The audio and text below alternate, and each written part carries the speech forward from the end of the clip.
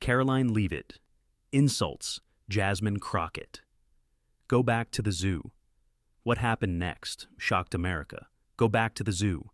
Those 5 words didn't just slip out, they detonated. On live television, on one of the most watched political panels in the country. And the woman they were aimed at, Representative Jasmine Crockett, didn't shout back. She didn't flinch. She changed the trajectory of a national conversation with a stare and a sentence that shook America to its core.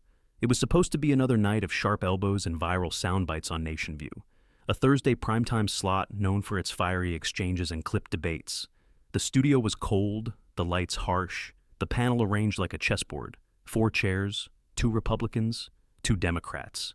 Tension was standard. Outrage was expected. But nobody was ready for what would come out of Karoline Leavitt's mouth. The setup felt ordinary. Jasmine Crockett, the Democratic representative from Texas, began building a case with her signature calm facts, not fireworks. She was breaking down racial disparities in traffic stops, making a surgical argument about lived experience versus political convenience. She wasn't theatrical. She was steady, dangerous in her clarity. That's when Karoline leaned back. That's when she exhaled, with a smirk that tasted like dismissal, and then barely above a whisper, but perfectly picked up by the mic she forgot was still hot. Go back to the zoo. The moment didn't explode. It froze.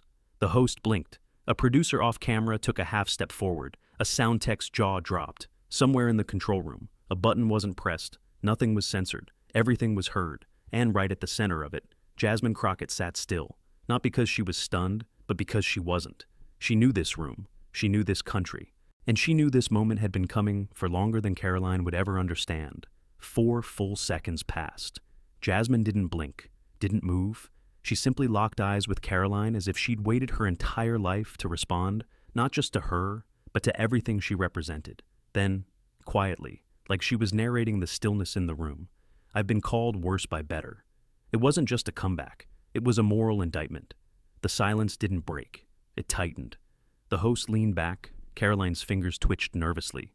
You could feel the air shift less like tension, more like the oxygen had been replaced with truth, and Jasmine leaned forward, steady as ever. I won't waste energy explaining why that comment is disgusting. You know why you said it, but I want to speak to the little girls watching tonight who look like me. She turned to the camera. You're not animals. You're not someone else's joke. You don't come from cages. You come from strength. From people who survived what they weren't meant to survive and still stood tall. You're worthy. Always have been. By then, Karoline wasn't smirking. She wasn't speaking. Her eyes darted off camera to her publicist. Her fingers drummed the desk like a warning siren in Morse code. The Republican firebrand who built a brand on cold, takes and hot words had just met a silence louder than anything she'd ever broadcast. The host tried to pivot. Let's take a break. But the break was already broken. Online, phones were recording TVs. TikToks were posting by the second. The clip spread with the speed of truth and the sting of something too raw to ignore. Within 15 minutes, it was trending in every major city. Hashtags exploded. Dreech, Grace under fire. Not from cages. Zoo comment.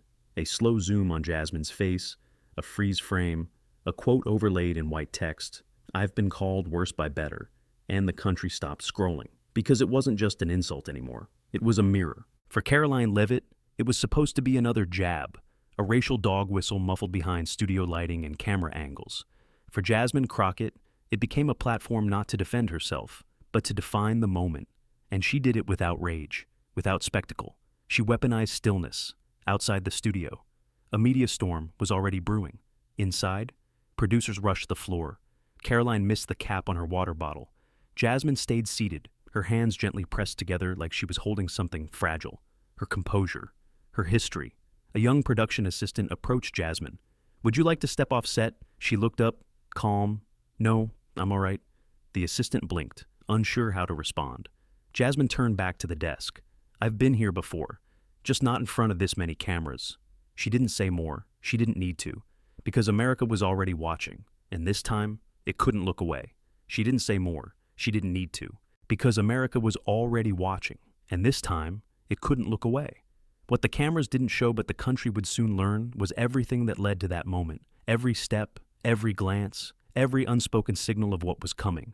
Because reckoning doesn't arrive without warning. It simmers. It builds in silences and smirks and the careful choreography of power.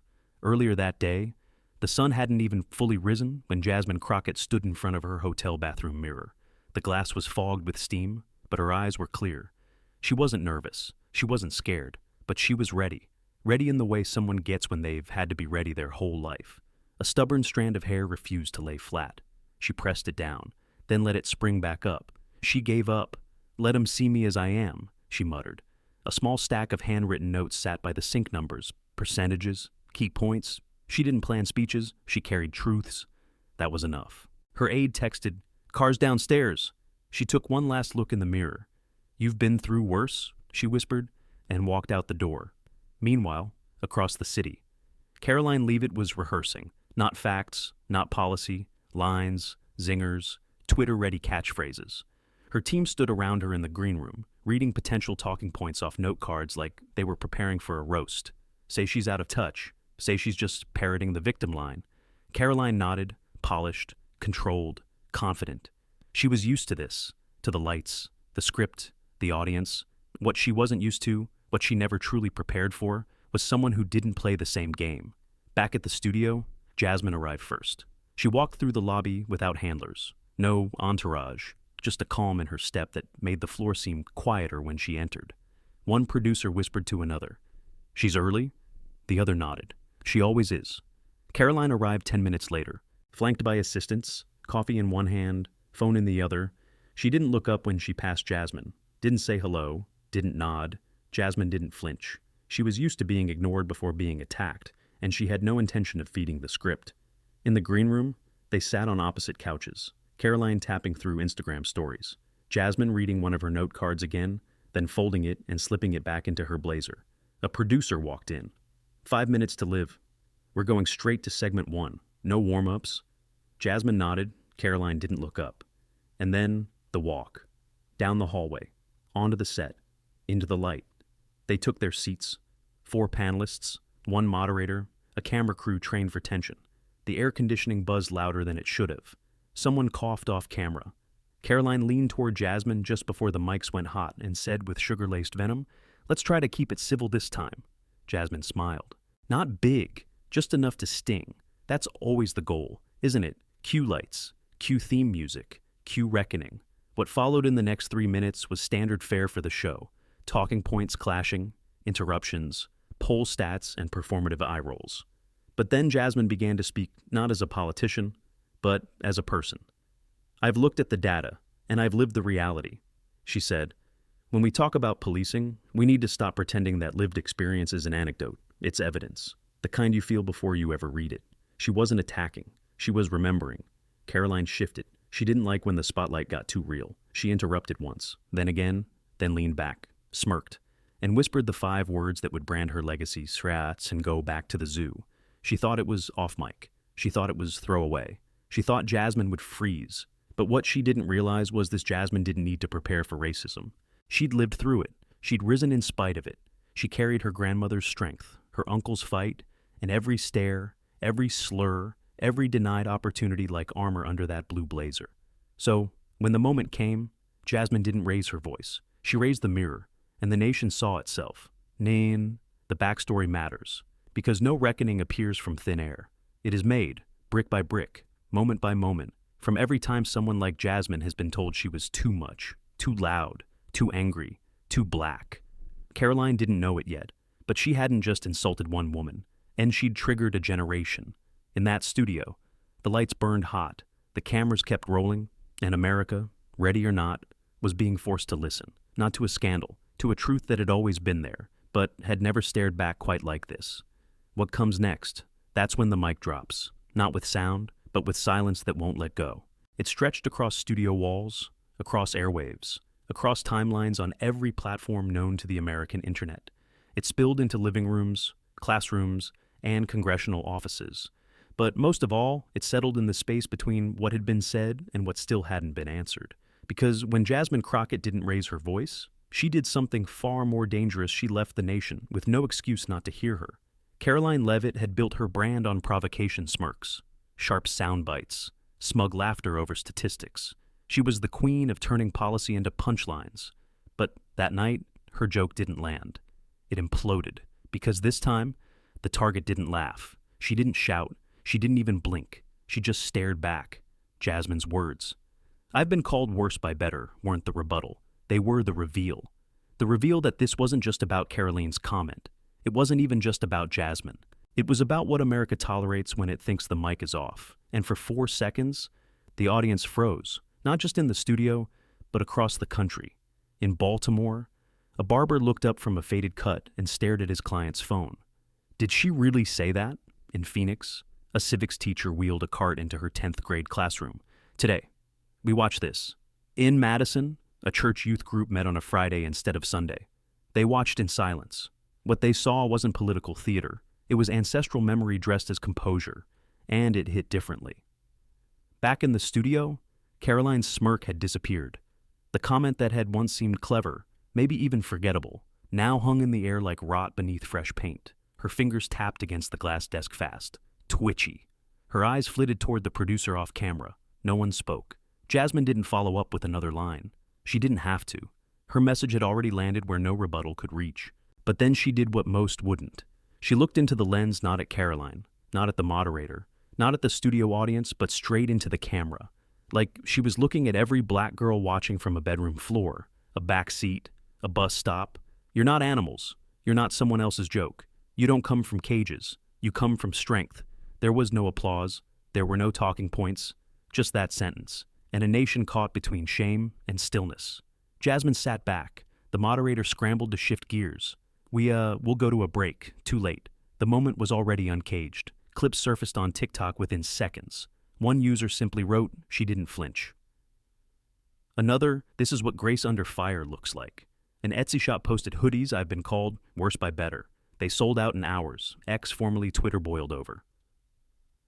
Not from cages, down, grace under fire, nauner, mix still. N1.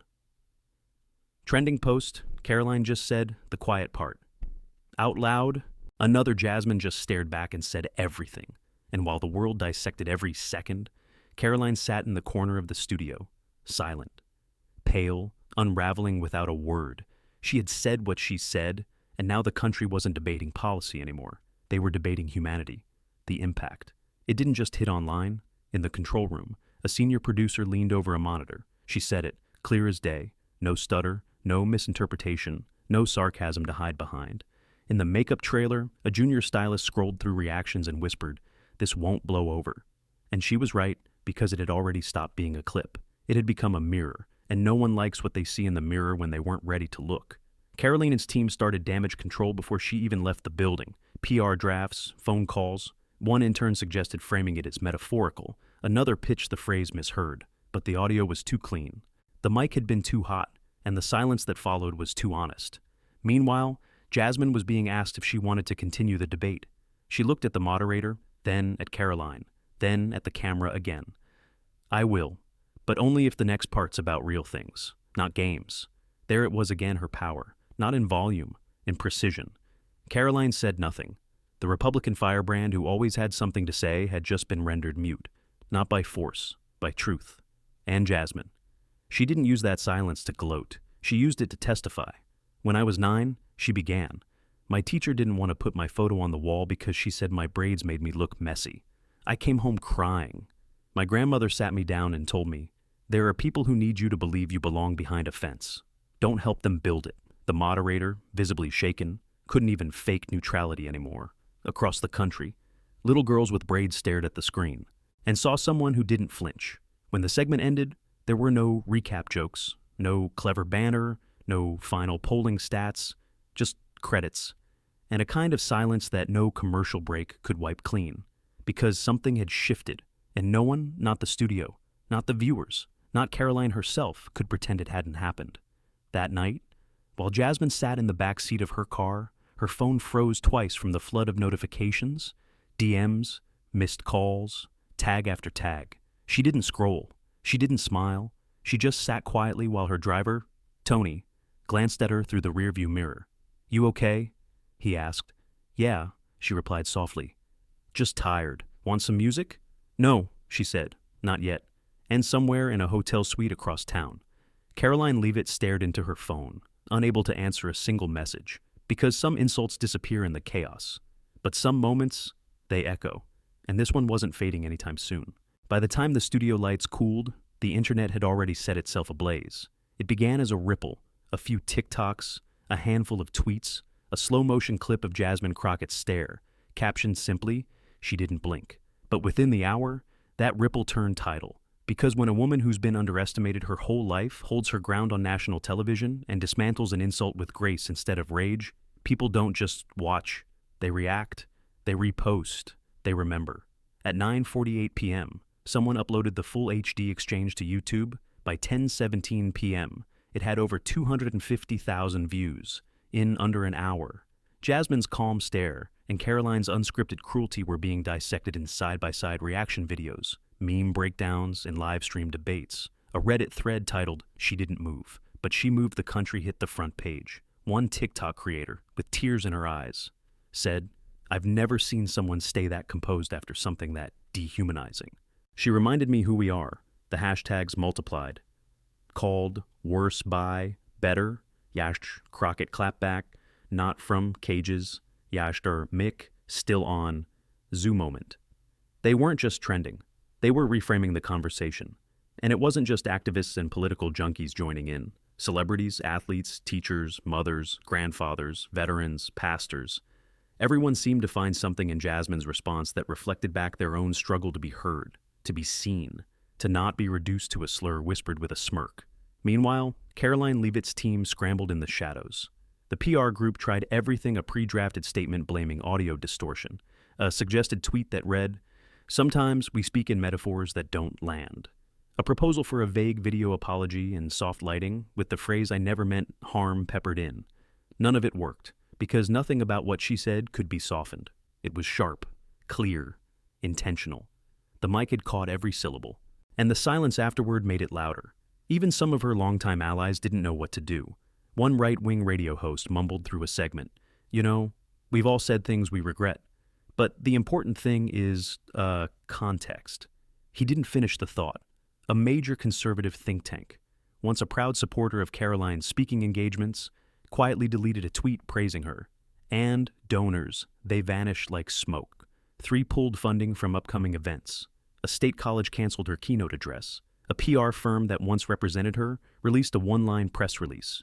"We no longer represent Ms. Leavitt and wish her the best." But it wasn't just her who felt the heat. Inside the NationView network, the ones who aired the moment, live panic erupted. By Friday morning, 3 emergency meetings had been called. The hallway TVs no longer showed cheerful news anchors. They showed The Moment, Segment 4 as it was now being called internally. Emails flooded inboxes, subject crisis comms, urgent, subject statement, draft, review immediately, subject legal considerations, mic policy. The show's host, Paul Banner, known for playing both sides with a neutral smile, was visibly shaken. He paced the set before the taping of the next episode, hands clenched in his blazer pockets. "I should have said something in the moment," he told his producer. "That's on me." A junior producer suggested removing Karoline from the guest lineup indefinitely. Another warned, "If we do that, her followers will scream censorship." But a voice from the corner, quieter, said what nobody wanted to say out loud. "If we don't, we're saying racism is just another opinion." The room fell silent. Meanwhile, Jasmine said nothing. She wasn't on TikTok. She wasn't tweeting. She wasn't seeking press. While everyone else scrambled to control a narrative, she went back to work district calls, policy meetings, committee prep. But her silence didn't feel absent. It felt full of intention, full of power. Because the more Karoline spun, the more Jasmine's steadiness felt like the only thing that mattered. Paul Banner, knowing the pressure was too big to ignore, pushed the network to make room for a follow-up. But Jasmine had a condition. No panels, no debate, just me, one-on-one, no interruptions. It was a risk. But the network agreed. They needed to clean up. They needed ratings. And more than anything, they needed legitimacy back. So, a week later, Jasmine Crockett walked onto that same set. Same lights, same cold studio air, different energy, no desk this time, no split screen, just 2 chairs, 1 camera, 1 question. What happens after you've been dehumanized on live television and refuse to break? Paul opened with a simple line. "Last week, something happened here that shouldn't have." Then he turned to Jasmine. "You don't need me to guide this. What would you like to say?" She looked directly into the lens. "I've had a few days to think about what happened, And I want to be clear, this isn't about one woman's comment. It's about what it revealed. She folded her hands. It revealed how easily some people still see others as less, how casual that dehumanization can be, how calm the voice of racism can sound when it's been normalized for too long. She paused. I didn't clap back. I didn't yell. Not because I didn't want to, but because I've learned that rage burns fast, and I need people to hear me longer than that. Her voice didn't rise, but it filled the room. This isn't just about Karoline. This is about the rooms where silence lets those words hang. This is about the children who hear that kind of language and internalize it, and this is about the kind of country we're willing to become if we don't stop pretending these moments are just slips. If Paul asked, "What would you say to Karoline?" If she's watching, Jasmine's eyes didn't move. I'd say I hope this shook you. Not because I want you punished, but because I want you to grow. Because the rest of us, especially people who look like me, we don't get to learn racism by accident. We experience it every day. And then she said nothing, just sat there, holding the silence like it was sacred. Because some truths don't need to be repeated. They just need to be left ringing in the air. And America. It was still listening, but listening is only the beginning. Because once a nation hears something, it can't unhear. Once it sees itself in a mirror, it didn't ask to look into the real question, did it happen? It's what will you do now that you know it did? By the next morning, the echo had become a wave, not a media frenzy, not just viral momentum, a reckoning. You could feel it in the tone of headlines that no longer hedged.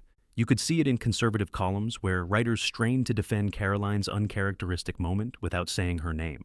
You could hear it in the hesitancy of corporate sponsors who had once courted her voice, now too embarrassed to stand by it. The studio's PR team issued a carefully padded statement that, Friday, we strive to maintain respectful discourse across our programming. While we do not condone any language that causes harm, we are reviewing our policies moving forward. It read like a pressurized sigh. It didn't land, because the public didn't want procedures. They wanted accountability, and accountability wasn't in the language of review. It was in the decision to name what happened, to face it, to say yes. That was racism, on national television, live. And no, we won't hide behind the word disrespect when the word we mean is dehumanizing internally. NationView staff were already tearing at the seams. Leaked memos revealed that executives initially attempted to edit the clip in post-upload replays, that they debated muting the line in re-airings, that they considered cutting Jasmine's monologue for balance. Someone in the control room had enough. They sent the email thread to a journalist at Politico, and just like that, the network was no longer the platform. It had become the story. One producer, anonymously interviewed, said, "We've always played it safe, but this time, the silence would have said more than the slur. And so, the walls closed in." The editorial board faced a petition signed by over 100 staffers demanding a code of ethics around hate speech, particularly in live formats. The legal team held back the floodgates, warning against acknowledgement that could imply liability. But their host, Paul Banner, wasn't having it. "If I don't speak to this directly," he told them in a tense meeting, "I'm complicit. I sat 5 feet away from her when she said it. I heard it. I didn't stop it. That's on me."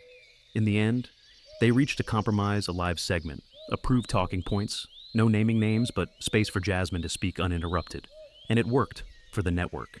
That night's viewership shattered records. But this wasn't just about numbers. This was about narrative. Jasmine's truth delivered with poise. Not vengeance had done what no pundit, no edit, no press release could. It had recentered the conversation.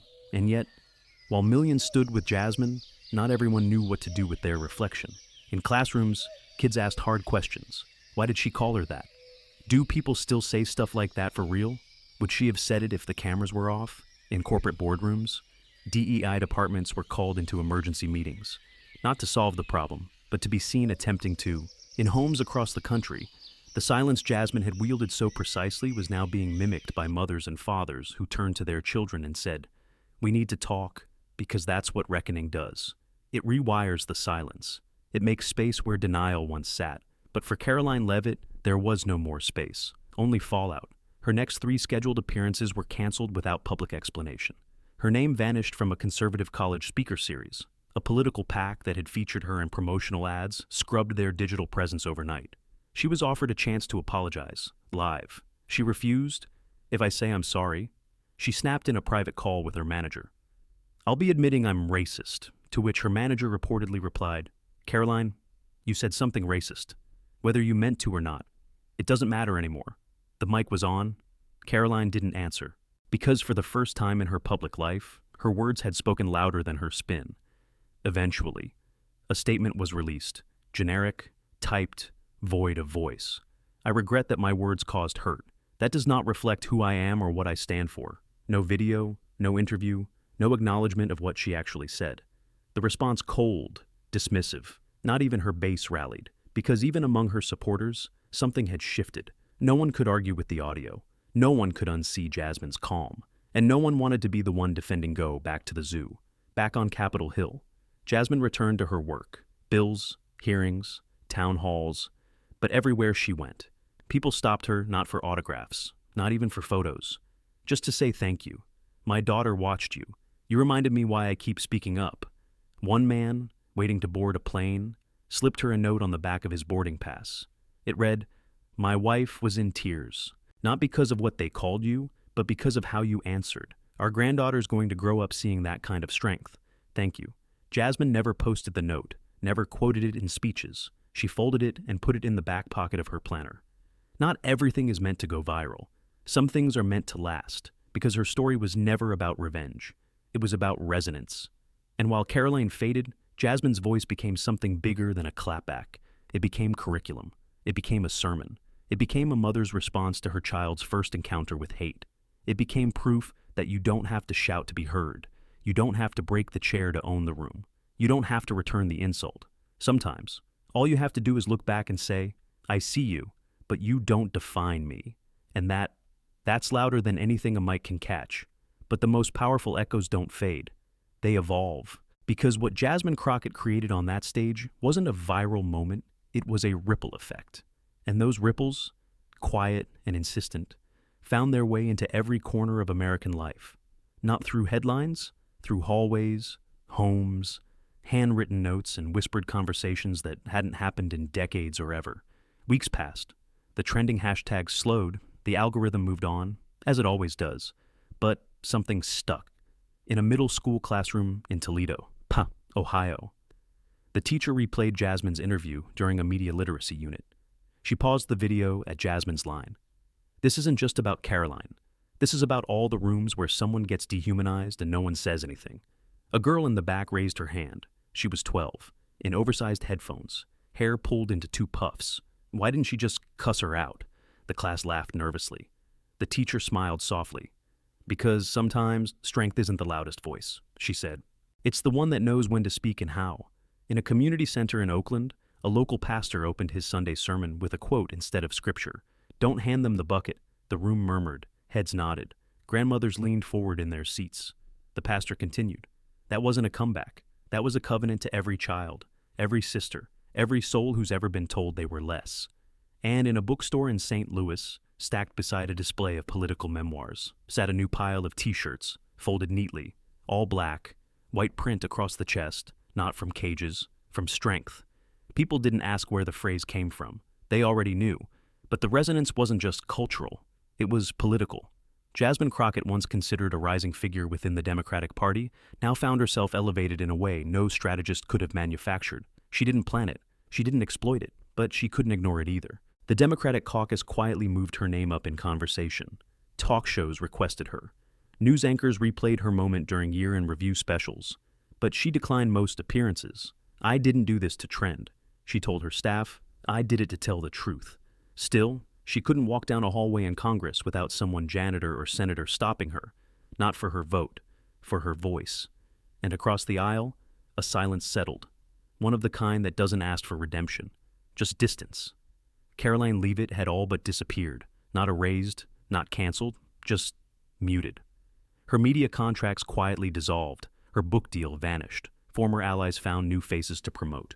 One's less risky, one's less raw. She went quiet for months. No appearances, no podcasts, no social media posts, save one blurry photo of a lake with no caption. But something changed one night in Des Moines. She showed up to a local town hall, alone. No press, no entourage. 30 folding chairs, fluorescent lights. She stood up, cleared her throat, and for the first time, said the thing no prepared statement had managed. "I made a comment that hurt people. I don't expect forgiveness from everyone. But I came here tonight to understand the weight of what I said." Some rolled their eyes, others crossed their arms. but a few stayed after, just to talk, to ask questions, to be uncomfortable together. Maybe that was something, maybe it wasn't. Jasmine never commented, because her story was never about Karoline. It was about clarity, and clarity leaves a mark. It leaves it on classrooms where black girls now raise their hands with a little more fire. It leaves it in locker rooms where teens replay that clip before tryouts, not for the speech, but for the silence. It leaves it in dining rooms where families, for the first time, don't change the subject when race comes up. They lean in, and in every one of those moments, Jasmine's voice isn't booming. It's present. She didn't tour the country. She didn't publish a memoir. She didn't chase the echo. She returned to the work. And yet, everywhere she went, airports, elevators, coffee lines, people paused to meet her gaze and say just one thing: thank you. Not because she won, but because she didn't perform. She stood still, she told the truth, and she held the mic not to drop it, but to steady it. For the next woman, for the next little girl, for the next time silence needs a name. And in doing so, she taught a country the difference between noise and message, between performance and presence, between outrage and reckoning. Because sometimes, the most profound mic drop is the one where you never drop it at all. You just keep holding it, while the world finally stops, and listens, and listens, and listens.